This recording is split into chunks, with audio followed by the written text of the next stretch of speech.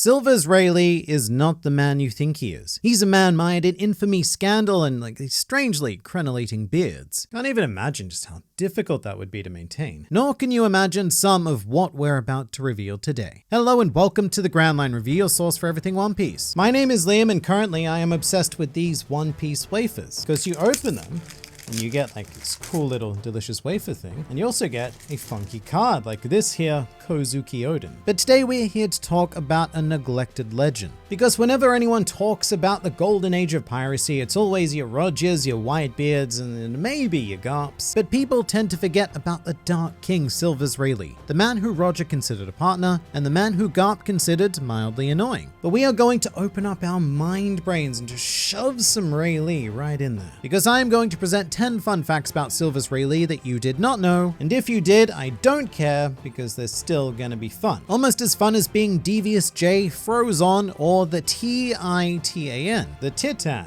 In any case, these three all did an amazing thing, which was to press the subscribe button for the Grand Line Review, which by the way, doing so will result in consistent injections of One Piece culture administered directly into your YouTube feed. So if you'd like to be hailed as our next subscriber of the day, then hit the button and please do say hi in the comments below if you are a new member of the Grand Fleet. Welcome. Let's start with Rayleigh fun fact number the first, which is all about names. The name Silver's Rayleigh is one of the more diversely chosen in One Piece and is derived from one fictional character, one historical figure, and one scientific concept. You take those things and you smash them together and you birth this Rayleigh from the goop. Silver's is a fairly easy one, given that one of the most famous fictional pirates of all time would be John Silver from Treasure Island, probably better known as Long John Silver, which went on to become a euphemism for a gentleman's man-piece, as all things inevitably do. Everything in life becomes a dick joke. That's just how it works. But in addition to this, Silver also fits in pretty perfectly with the naming scheme of the Roger Pirates, as we have a gold, a silvers, and a scopper, which quite nicely represents the crew hierarchy. Now in terms of Rayleigh, that name has something of a dual origin. The first of which is former English statesman Sir Walter Rayleigh. Or is it Raleigh? Rayleigh?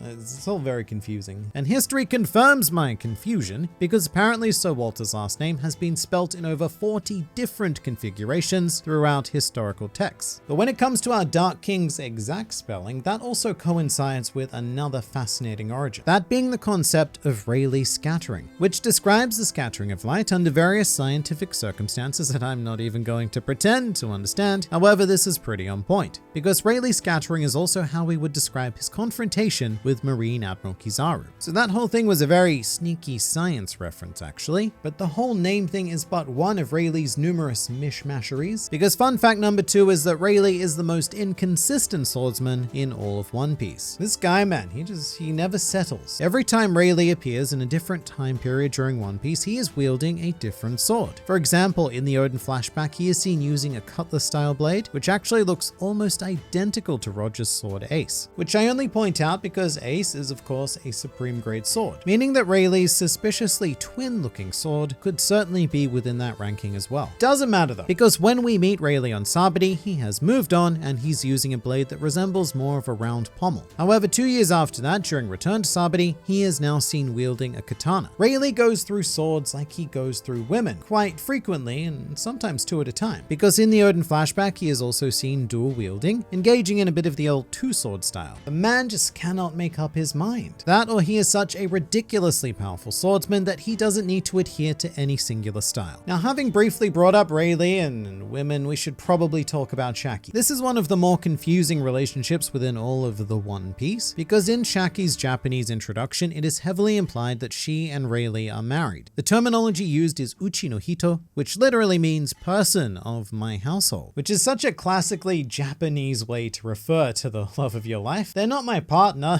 they're not my lover, they're more like a very intimate roommate. However, this idea is contradicted both in Japanese and in English, as in the One Piece Blue Deep Data book, their relationship is referred to quite clearly as being just friends, rather than excessively intimate intimate roommates. And the data books are not written by Oda, so we shouldn't take them as the words of a pirate god. However, the English translation of this scene does support the data book because there is no inclination of anything between Rayleigh and Shakky beyond friendship and perhaps even a business partnership. But Oda's original intentions are still pretty clear. What's less clear, however, is Rayleigh's somewhat inconsistent persona. Because when you think about it, Rayleigh was one of the very first characters created in One Piece. He made his debut appearance in chapter 19 and was immediately portrayed as quite the stern and orderly chap, a very no-nonsense, disciplinary kind of dude guy, which served as a nice contrast to the more light-hearted, fun-loving nature of Roger. But over the course of One Piece, Rayleigh would evolve. Rayleigh became very similar to Roger, especially in his old age. Rayleigh is now a pretty chill guy without a single care in the world, which kind of reminds me of the Sengoku transformation. He went from a stern fleet admiral to a goofy inspector general obsessed with rice crackers. Rayleigh's transformation goes a bit deeper than that, because by the time we got to Oden's flashback in the series, Oda had a much better grasp of who the character was, and he was noticeably less irritable than his chapter 19 counterpart. Although we should also take some time to examine how the anime transformed him, because chapter 19 Rayleigh was given an interesting design in the anime, electing to give him more of these oblong-shaped glasses and black hair, as well as removing his scar. Which, to be fair, the scar is fairly difficult to see in the manga, and who would have thought that he'd become so absurdly important at this stage? Well, I suppose Oda did, but despite what he may say, he didn't have a lot of control over the early days of the anime, which we can also see with an example of Marco's first appearance, where he just looks like some sort of miscellaneous background scrub-a-dub. This guy is the second in command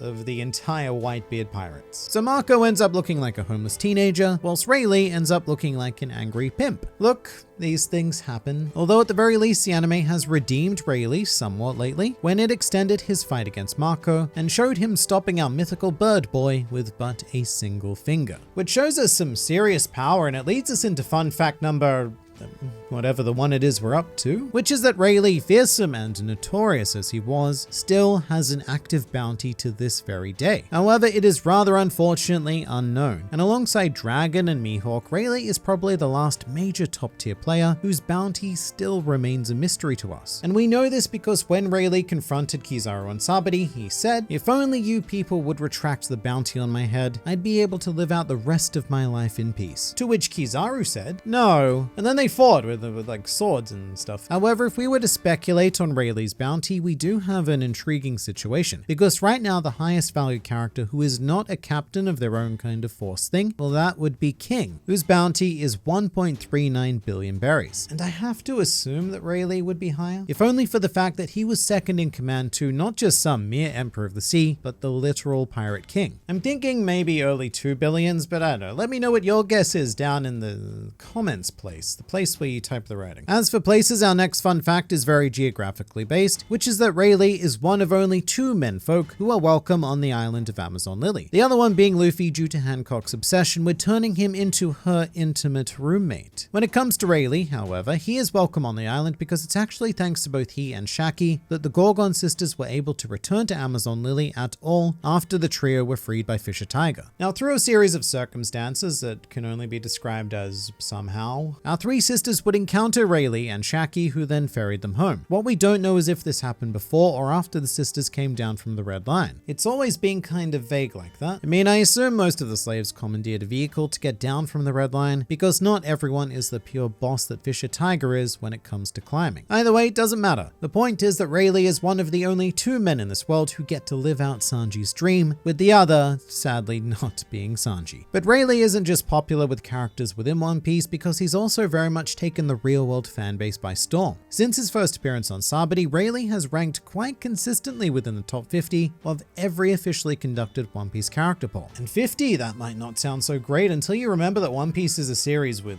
well over 1,000 characters. And in his debut appearance in the 4th poll, Rayleigh ranked a whopping 18th place. And from that moment on, Rayleigh has been so popular that he's actually defeated his captain Roger on every occasion except one, which was the most recent World Top 100 character character poll where Roger ranked 29th and Rayleigh came in at a very close 33rd. But that was the first and only time that Roger was ever able to defeat his second in command. And our respect for Mr. Crenellating Beard will only continue with fun fact number 9, being that he is the oldest of living legends in the series. When we think of the older generation, our minds inevitably go to the whitest of beards and the biggest of mothers. But Rayleigh is significantly older than both of them. He sports an impressive 78 years of age, whilst Whitebeard and Big Mom possess a total of 72 and 68 respectively, meaning that Rayleigh was quite solidly ahead of them, and in fact the only comparable age we have would be Garp, who is also a smack bang 78 years old. And I'm adding this bit in because I was wrong to say that thing that I just said, but I am not re-recording it. We don't do that. Let's just make the slight addendum that Sengoku is older than both Garp and Rayleigh by a single year, making him a mighty 79. Still, Rayleigh is old, very old, but thinking about it, he's also still younger than Brooke, who is 90, and the more I consider this fact, the more irrelevant it becomes, so we're just gonna move swiftly along to fun fact number this one, which is that Rayleigh was once mistaken for a captain, by readers of the series no less, as in the SBS of volume 49, one curious reader did ask about the Buggy flashback, because they wanted to know if Rayleigh was the captain of the ship that Shanks and Buggy were on. And this was a fairly reasonable question, because remember back in volume 49, we were only in Thriller Bark. We really knew nothing about the Roger pirates back then, and even in retrospect, these scenes don't play out particularly well, as what's depicted is an almost entirely different crew of pirates. But Oda did confirm here that this was our first mate, and he also made the interesting statement that he made sure the anime staff knew that he was a quote, set in stone character. And then the anime staff took that information, they just probably decided to set it alight and smoke it, thus resulting in the pimp Rayleigh that we all know and love. Or maybe not love, but thus resulting in the pimp Rayleigh that we know and are aware of. But more importantly, you are now aware of this next video, which is also about One Piece, because there's always more to learn, explore, and experience with this wonderful series, so I look forward to seeing you there.